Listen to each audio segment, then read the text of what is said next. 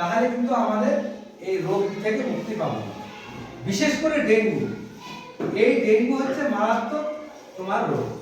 এর এখনো পর্যন্ত ওষুধ হয়নি, উঠেনি, যখন ভ্যাকসিন বা টিকা যেটা বলো সেটা কিন্তু এখন আবিষ্কার হয়নি। সেই বাবু এই জন্য সারা দেশে স্টুডেন্ট মানে তোমরাই হচ্ছে আমাদের ভবিষ্যৎ প্রজন্মের কারিগর। তোমাদের মাধ্যমে যদি আমরা না বোঝাতে পারি আমাদের সমাজ কিন্তু আস্তে আস্তে রোগগ্রস্ত হয়ে যাবে। সেই জন্য তোমাদের জানতে হবে যে এই রোগটা কিভাবে হয়, কিভাবে একে আমরা দমন করব। তাহলে কিভাবে দমন করব? মেন হচ্ছে আমাদের বাড়ির আশেপাশে জমা জল থাকে, বাড়ির কলের গোড়ায় জল থাকে না, অনেকে দেখবে যে অনেকে বাড়ির কলের গোড়াতে জল থাকে।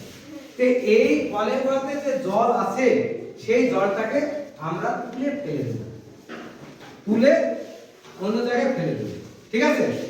আচ্ছা, ফেলে দিলে কি হবে? মশা ডিম পাড়তে পারবে না। মশা যদি ডিম না পাড়তে পারে তাহলে মশার যে পোকা, মশাতে ডিম ফেটে যে পোকা তৈরি হয় সেটাকে বলা হয় লার্ভা। সেই লার্ভাকে আমরা যদি মেরে দিতে পারি প্রথম পেজে, তাহলে আর আমাদের এই মশা থাকবে না। মশা থাকবে, মশাতে আমরা কোনোদিনই মশাকে আমরা এই মানে সমাজ থেকে তাড়াতে পারবো না, কিন্তু প্রবণতা কিছুটা কমাতে হবে। প্রবণতা, সেই প্রবণতা কমাতে কিভাবে যাবে? আমাদের বাড়িতে যে আশেপাশে জল জমেছে সেই জলটা ফেলে দিতে হবে, ঠিক আছে? আচ্ছা, ধরো তোমার বাড়ির আশেপাশে ফেলার জায়গা নেই, তাহলে কি করবে? তাহলে আমরা করব কি, ডিজেল, পোড়া মোবিল কিংবা কেরোসিন, কয়েক ঢাকনা যদি ওখানে দু ঢাকনা যদি আমরা দিয়ে দিই তাহলে একটা স্তর পড়বে, উপরে কি একটা স্তর পড়বে। একটু সরিষার তেল যদি তুমি ওই কোনো জলে ফেলো দেখবে একটা স্তর উঠতে হবে। বাবু একটু মনে দিয়ে শোনো। আচ্ছা, এই স্তর কি হবে? এই স্তরটা কিন্তু যে হলো এটাতে কি হবে? বারবার মশার ওই লার্ভা উঠে আসবে, উঠে এসে কিন্তু অক্সিজেন নেয়। এই অক্সিজেন যখন স্তরটা পড়ে যাবে তখন কিন্তু আর অক্সিজেন সে নিতে পারবে না। আর অক্সিজেন ছাড়া কিন্তু প্রাণী বাঁচে না বাবু। আমাদের যে কোনো প্রাণী অক্সিজেন ছাড়া বাঁচে না। তাহলে এই অক্সিজেন সে নিতে পারলো না, তাহলে কি হবে? সে অক্সিজেনের অভাবে আস্তে আস্তে সে মারা পড়বে। যে কেরোসিন দিলাম বলে যে সঙ্গে সঙ্গে মারা পড়বে তা না, ওই অক্সিজেনের অভাবে ধীরে ধীরে মারা পড়বে। আচ্ছা, তোমাদের বাড়িতে কারো ফ্রিজ আছে? আছে কি? আচ্ছা, ঠিক আছে। ফ্রিজ, সেই ফ্রিজে দেখবা পেছনে একটা কন্টেনার আছে, একটা জায়গা আছে, সেই জায়গাতে জল জমে কি না?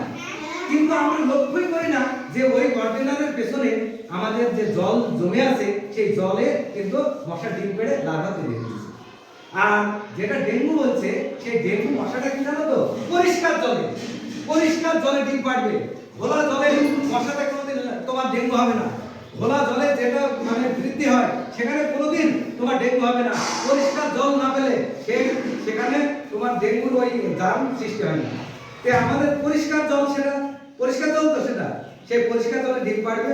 সঙ্গে সঙ্গে তোমার বাড়ির আশেপাশে কেউ যদি, আমাদের এখানে সাধারণত ডেঙ্গু নেই, কিন্তু কেউ হয়তো কোনো শহরে গেল, শহর থেকে সে ডেঙ্গু নিয়ে চলে আসবে, ডেঙ্গু জ্বর নিয়ে, কিন্তু তাকে আবার মশা কামড়াবে।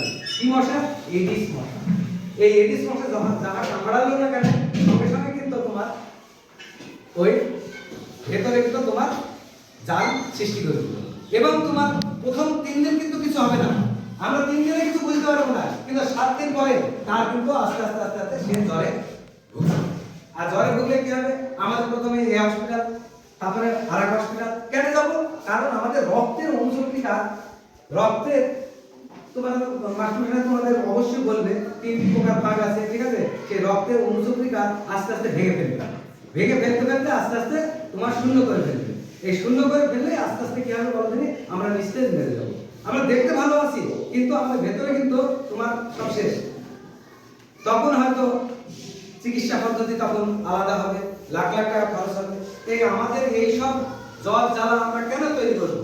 আগে থেকেই যদি মশাটাকে আমরা নিধন করতে পারি তাহলে আমাদের ডেঙ্গু মুক্ত আমরা সমাজ তৈরি করতে পারি। ঠিক আছে? কিছু বোঝা গেল বাবু?